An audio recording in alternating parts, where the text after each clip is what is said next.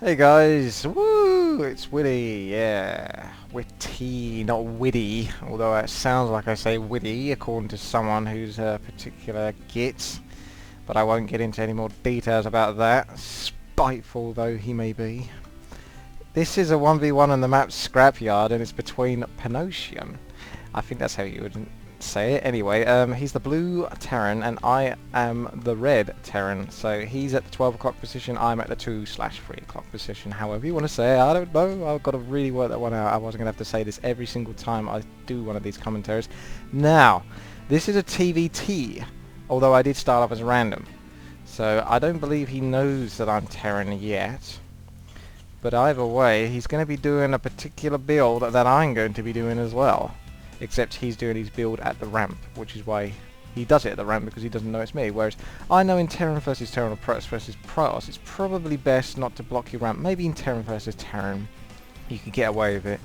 But a lot of players now actually sort of like build around their main and leave a bit of a gap here for a bit of space, because otherwise if force fields block off your army when you're trying to defend, you can get really screwed over by a really offensive like Protoss gateway army. But anyway, I won't get into too much detail about that because that's not what's really going on at the moment.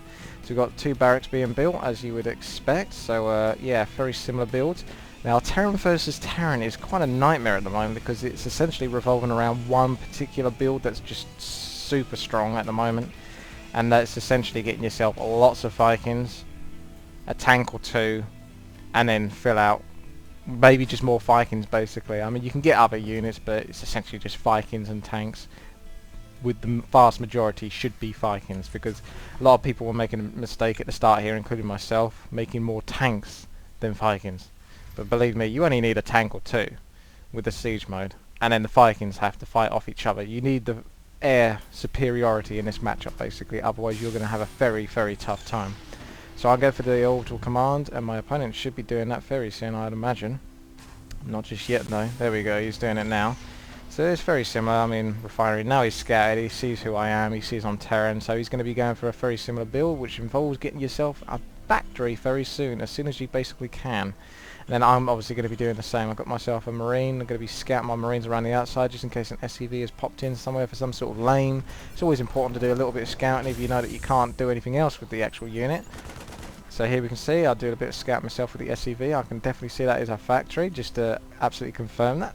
So he's actually a bit ahead there with his factory, so now I'm building mine. So really, this is crucial that you basically build as fast as you can up to Vikings, because the longer you take, the more chance your opponent has of winning basically. So I don't really see how Marines and Marauder push or rush, something like that, could really work in this matchup if the opponent was going straight to Vikings and tanks. Yes, if you got the timing like bang on and was like super lucky with like just how you attacked and just the perfect timing where the tanks weren't ready for siege and all that sort of stuff, but it's a huge risk. So a lot of players go for the standard build in TVT, which is straight to Vikings, get yourself a factory with tech lab, or a factory with the reactor. Oh no, sorry, there. Blah blah blah blah. I've got that wrong.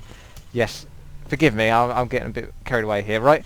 What you do is, as you build your starport, once your factory is finished, you get your factory to build a reactor, because a reactor takes about 50 seconds, and a starport takes, let's have a look, 50 seconds.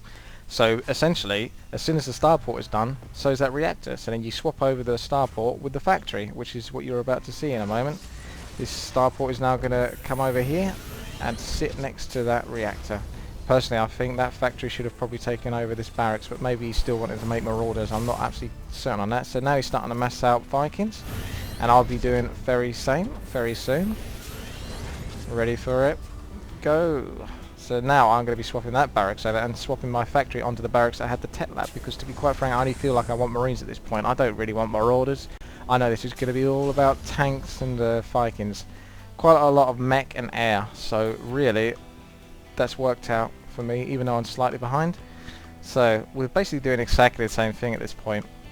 I've got probably 4 more SCVs, so I've been a bit more economy based, whereas my opponent rushed a bit ahead to basically get Vikings earlier. But what he doesn't know is that I had the 2 marines there, and now it's a bit late because I'm going to engage these Vikings, knowing that he's going to have to engage me, but also bring in my marines. So I've already got an advantage there. 1 Viking down, and the other one is going to be severely injured before I'm going to have to probably pull back here. So once I've got 2 injured Vikings, I can repair them, and I'm already up 1 ahead. And I've also got the SCV's advantage. So this matchup, I mean, like all mirror matches, is so crucial to get ahead of your opponent. You know, having that slight advantage, like the power over the Cell Naga tower in between both your bases and things like that, you know, just a slight advantage can make all the difference. It really is crucial. So at the moment I'm feeling good coming out of that fight. I'm doing what I should be doing. I'm making tanks. Got the siege mode. What I'm going to do is try and, with my clever build here, tanks are pretty fat. You can't actually fit in through there for some reason, so I'm going to have to, what's it called, lower that other supply depot. Bring the tank in here. Raise these 2 up. Bring the tank just behind there so he's going to... Look at that. Look at the perfect range. So if any Vikings come down, attack.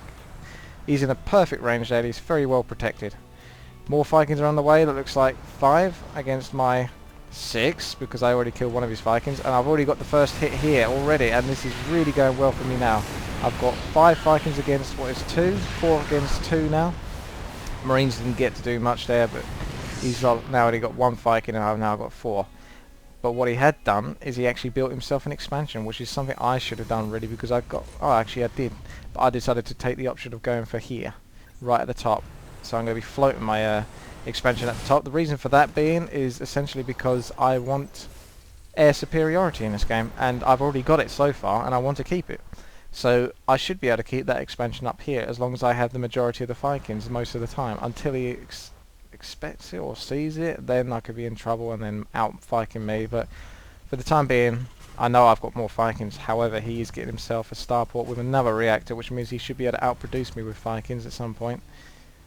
But for the time being, I'm going to scout over here because I'm thinking it's a bit too quiet now, and it's quite good timing on my part. So I'm going to lower, or rather put some of my Vikings into fighter mode whilst I keep the other 3 airborne, because you don't want to put them all into ground mode, because otherwise if you then take up and he's got a lot of Vikings, he can then get the first hits on your Vikings, and that can make all the difference. So I knew he didn't have that many Vikings when I last fought him, so I could afford to have 3 up in the air whilst the other 3 were trying to be on the ground, trying to do any damage that they potentially can. Now he's going to be putting up missile turrets, so that kind of makes this area a no-go for my Vikings. So I'm going to be moving them into the main base, and I already put 2 down to the ground, kept the rest into the air just to deal with any other enemy Vikings. Now I'm going to have to come up back into the air because I can't take on that ground army. So I'm getting little pop hits here and there. You can see I've got 34 SCVs to his 23 SCVs, so whilst he has got that expansion up and running, I've still got the majority of workers. However, a lot of these workers aren't probably making... That's probably too many workers now at this point. But the reason why is because what I'll be doing soon is I'll be getting myself a medivac. I'm going to do another scout here by the looks of it, just a little flyby, just to see what's going down. Yep, confirming that that's basically not a great place to harass right now. So he's getting a bit paranoid about that. And he would be, to be honest. He's also spent quite a bit of money on missile turrets, whereas I've spent nothing on missile turrets so far. So I've got quite a lot of minerals here that I'm not using. This is why I'm starting to spam out Marines. And I'm thinking to myself, well, the problem with Terran is you get too many minerals at some point. Like all races, I suppose. But with Terran, you can actually use those minerals quite wisely and just get yourself another expansion, because there's not much else better to spend it on, because most of the time you just want to spend it on units that bring out Thespian gas, like tanks or Vikings. So as long as you got those units, the rest of your minerals aren't that useful. I mean, Marines won't last very long against tanks, so there you go. Now, I've got my orbital command over here. It's pretty late compared to what he's got here. He's starting to rebuild his SCV counts up, but what I did do is, what I might have mentioned earlier, is get myself a medivac.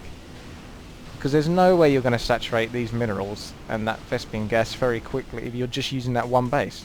Now, a lot of people don't use dropships like this, where they should do. Really, they should do it. It's only 100 minerals, 100 Thespian gas for one dropship, and I can take 8 SCVs at a time. That way it helps sort of like alleviate like the minerals over here from being oversaturated, and then it allows these ones to be properly saturated. So that way I can split out my SCVs appropriately.